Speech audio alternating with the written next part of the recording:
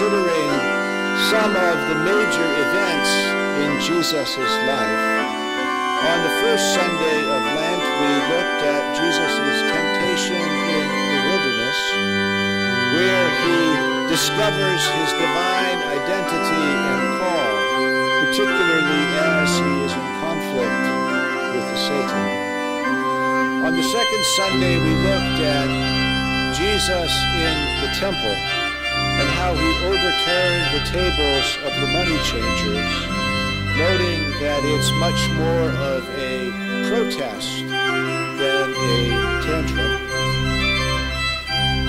Then we looked at the harsh words that Jesus spoke to the Pharisees, challenging them and us to live lives of spiritual integrity. Last week we cried with Jesus over not just the city of Jerusalem, but the many cities that are in agony even today. Today I'd like us to look at the anointing at Bethany. Jesus was anointed in Bethany during the last week of his life. An unnamed woman comes into the house of Simon, breaks open a jar of very costly ointment, and pours it all over Jesus. She does this over the objection of the disciples. She does it in preparation for his coming death. Why does she use so much of this costly resource? How would this event unfold for the remaining days of Jesus' life? And what might we learn from her extravagant generosity? Now, I think the objection of the disciples and Jesus' response to it is not translated very well. Not just the literal translation of the Greek, but the overall weight of the story. I think the translation might be more in keeping with both if it went something like this. Jesus responds to his disciples,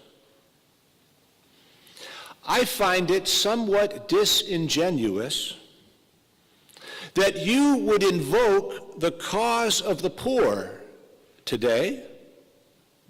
I have known you for many years, and you haven't been overly concerned about them up until this moment.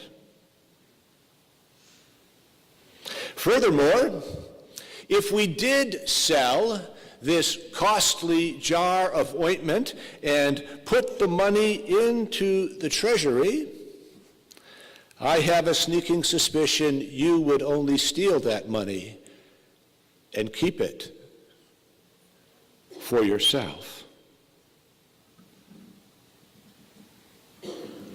Please pay attention to what she is doing.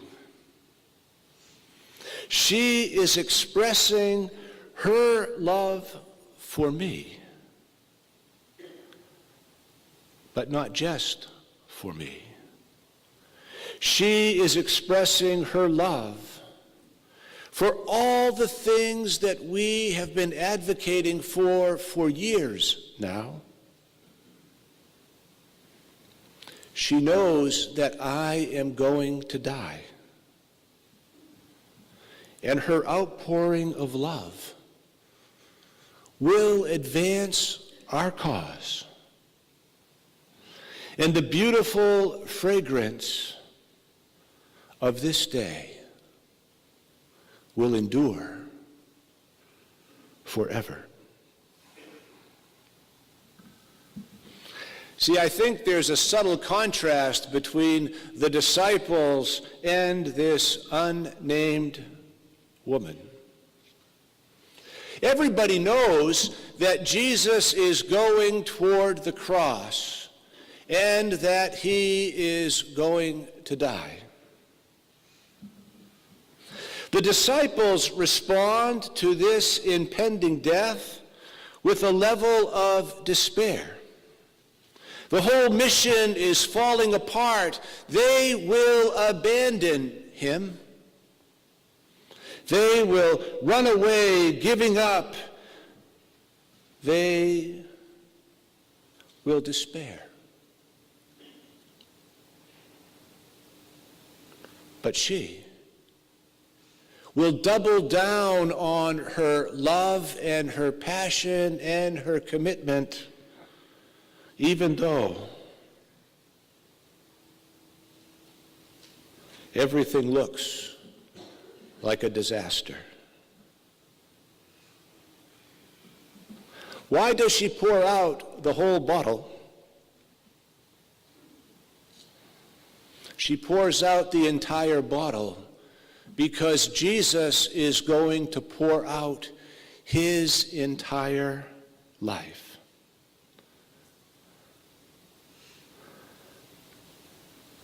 Like her, Jesus will hold nothing back. He will not try to protect himself and spare himself for the coming injustices, but he will love through them and love triumphantly, even though he dies. She holds nothing back because Jesus holds nothing back. You know, I kind of let my imagination run with this story this week, and I'll take you along for the walk. I hope you don't mind. Let's assume that Jesus had relatively long hair, probably a safe assumption given the time. And let's assume that Jesus had a rather full beard. That ointment would have filled all of his hair. That ointment would have gathered in his beard. Now, in this time, the customary dress was to have 2 layers of clothing, an outer garment and an undergarment. And most people probably only had one of each. And this is an arid culture where one does not shower or bathe frequently.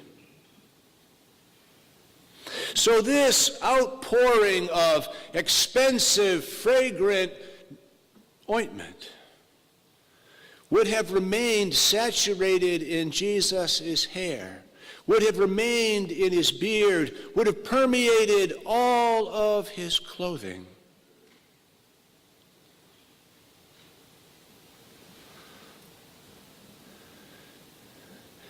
Everywhere he went, he would carry that beautiful fragrance. Sitting at table at the Passover meal, when the bread is broken for Holy Communion, that beautiful fragrance would permeate the room.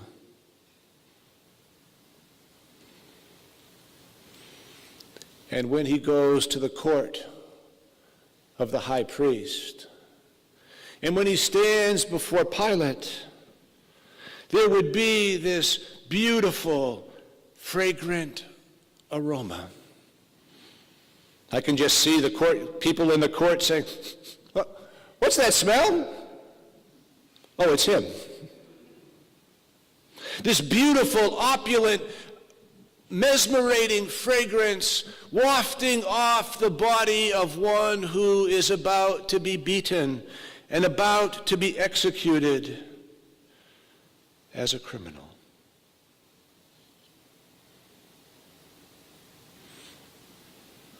That beautiful smell would permeate all of the horror and point us beyond that horror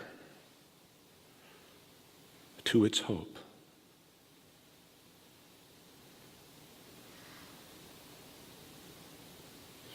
A beautiful fragrance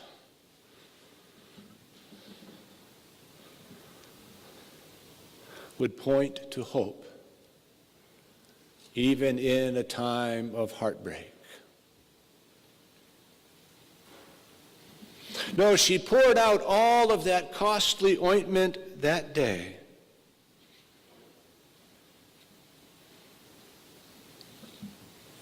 She gave it all because Jesus will give his all. Well, when I got to this point in preparing my sermon, when I got to thinking about giving one's all, I could not help but think of Orrin Watson. Orrin is a long-time participant here in the life of our church. Did he not give his all? Oh, how I admired Orrin. Faithful and dedicated. He got his first church, I think, when he was 16 years old. And he preached faithfully year after year in his life. And perhaps, like you, his last memory in this room shines brightly. You see, he was born on November the 1st, and every year on the first Sunday of November, it was really, really important to Orrin to come here and to sing. And so even in his 97th year of life, he made certain that he was here. And he sang of the lily of the valley. Orrin gave his all. And how blessed we were to be here as he did that. Well, there's one more question I'd like to respond to from this story. What are we to do with her extravagant generosity, with the outpouring of all of her love for Jesus, even though the death is imminent? I think we should get as close to her as we can.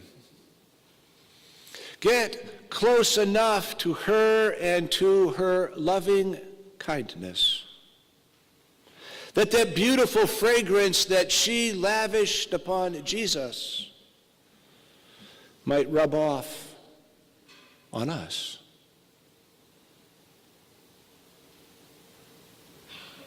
That we too